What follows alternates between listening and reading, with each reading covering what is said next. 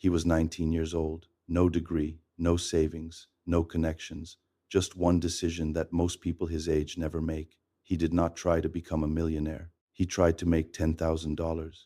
That was it, just $10,000.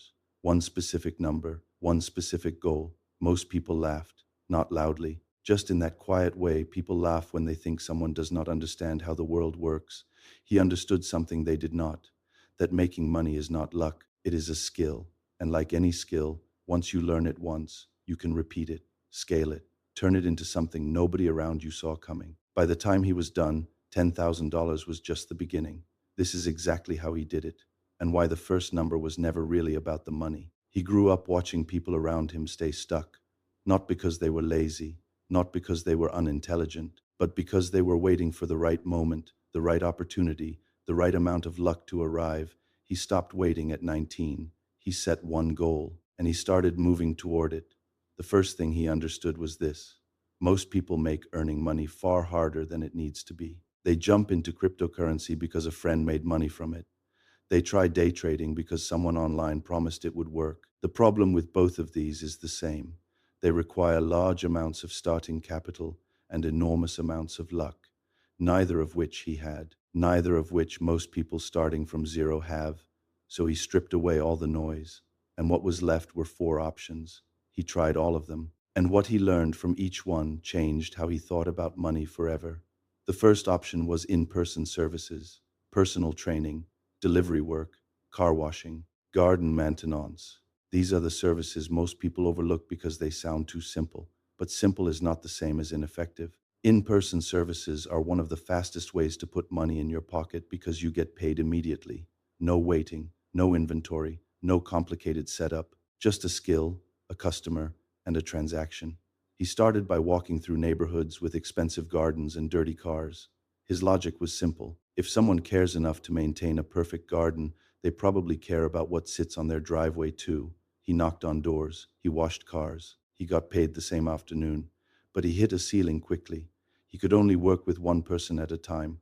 His income was limited by his hours. Some months were busy, others were almost empty. In-person services got him started. They did not get him to $10,000. The second option was local products, handmade items, baked goods, crafted pieces sold to a nearby community. He tried this too. He bought inexpensive components and spent evenings assembling small model kits, then sold them at a weekend hobby club he attended.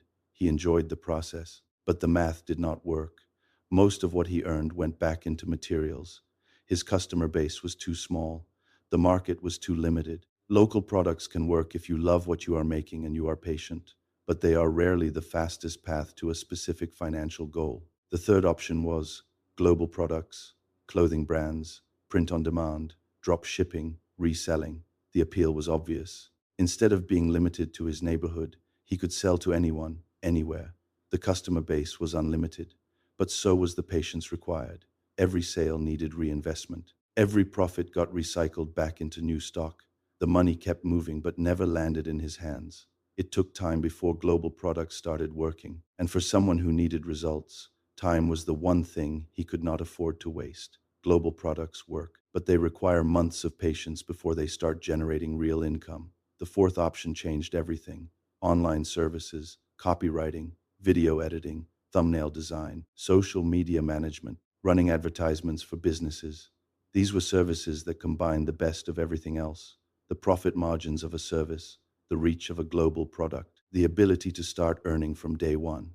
With physical products, you might earn 20 to 30 cents of profit for every dollar of revenue. With online services, you keep 70 to 80 cents, and you can start immediately. No inventory, no shipping, no waiting months for a product to gain traction. He chose online services, and then he built what he later called the skill pyramid.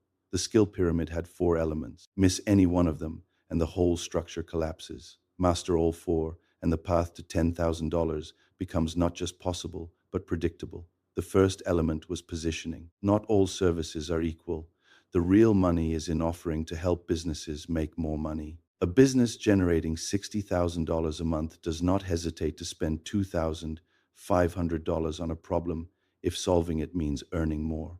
Businesses always have problems. They need more customers, better systems, stronger marketing, higher conversion rates. These problems never disappear, and businesses never stop paying to solve them. He repositioned himself. Instead of offering video editing to small creators, he edited content for entrepreneurs selling products. Instead of designing random thumbnails, he became the dedicated designer for established channels. The service was the same, the client was different, and the income reflected that difference immediately. The second element was leverage. He stopped charging for hours and started charging for results. When you charge by the hour, clients focus on keeping your hours low. When you charge based on the return you generate, they focus on profit. And when they see your work is directly making them money, they become willing to pay significantly more. A social media manager who schedules posts and replies to comments is replaceable. A social media manager who can prove their strategy is generating more leads and more revenue is a valuable asset. The shift from what you do to what they gain changes every conversation about money. The third element was reach. He stopped chasing clients and started making clients come to him. He posted his work online, not to sell, just to show. A video editor posting before and after clips. A thumbnail designer explaining why a specific design increased clicks. A copywriter documenting how a single email change improved conversion rates. One person he knew started posting graphic design work on a short video platform.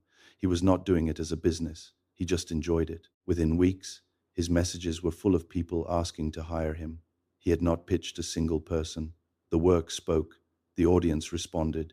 The clients followed. The fourth element was reliability. Of all the things he learned building toward $10,000, this surprised him most. The people who got paid the most were not always the most talented. They were the most organized. They delivered on time. They communicated clearly. They made working with them effortless. 95% of people who start a freelance service fail before they ever build momentum, not because they lack skill, because they miss deadlines. They forget follow-ups. They go quiet when a client needs a response. The 5% who succeed are not exceptional at their craft. They are exceptional at being reliable. And in a market full of talented but unreliable people, reliability is the rarest competitive advantage available. He hit $10,000. And then he made a decision that separated him from almost everyone around him. He did not spend it. He had watched people his age receive their first significant amount of money and immediately convert it into things that lost value the moment they were purchased. Designer clothes, expensive meals, the visible symbols of having money. What he understood, and they did not, was the difference between looking wealthy and building wealth. The wealthy do not use income as something to spend. They use it as something to deploy. He put his money into 4 places, each one chosen deliberately, each one serving a specific purpose in a system designed to grow. The first place was a high-yield savings account. Not because it generated significant returns. It did not. The rate was modest. But the purpose was not growth. It was protection. Having accessible cash means you are never forced to sell an investment at the wrong time. When markets fall and emergencies arrive at the same time, the people without cash reserves make desperate decisions. He refused to be in that position. The second place was index funds. A single index fund holds hundreds of companies inside it. When one company struggles, another carries the weight. The overall market has returned an average of just over 9% annually across the last decade. He invested consistently, not large amounts, consistent amounts. A fixed portion of everything he earned went directly into index funds before he could think about spending it.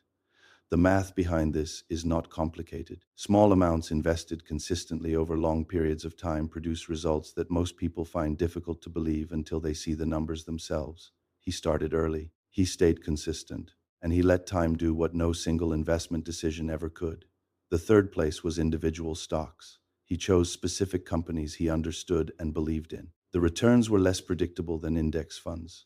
The risk was higher, but the engagement was valuable in ways that went beyond money. Learning to read a company's financial statements, understanding what makes a business durable, recognizing the difference between a temporary setback and a permanent decline. These were skills that made every other financial decision sharper. The fourth place was cryptocurrency. He was skeptical for years. The volatility made him uncomfortable. The lack of physical backing felt strange compared to stocks and property. But he watched long enough to understand that the technology was not disappearing. He started small. He bought consistently over time, rather than in a single large purchase. He did not chase altcoins or speculative tokens. He focused on the assets with the longest track record and the deepest adoption. And he was patient in a space where patience is the rarest quality of all. He did not become wealthy because he made one brilliant decision. He became wealthy because he understood something early that most people learn too late. The first $10,000 is never really about the money. It is about the proof. The proof that earning is a skill, that investing is a habit, that the gap between where you start and where you end up is filled not with luck, but with decisions made quietly, consistently, over a longer period of time than most people are willing to commit to. Most people walk past the opportunity he saw at 19. They were looking for something that looked like a shortcut. He was looking for something that looked like work. That is the only difference. Not talent, not timing, not a lucky break. Just the willingness to start with one number, and the patience to let it become something nobody around him saw coming.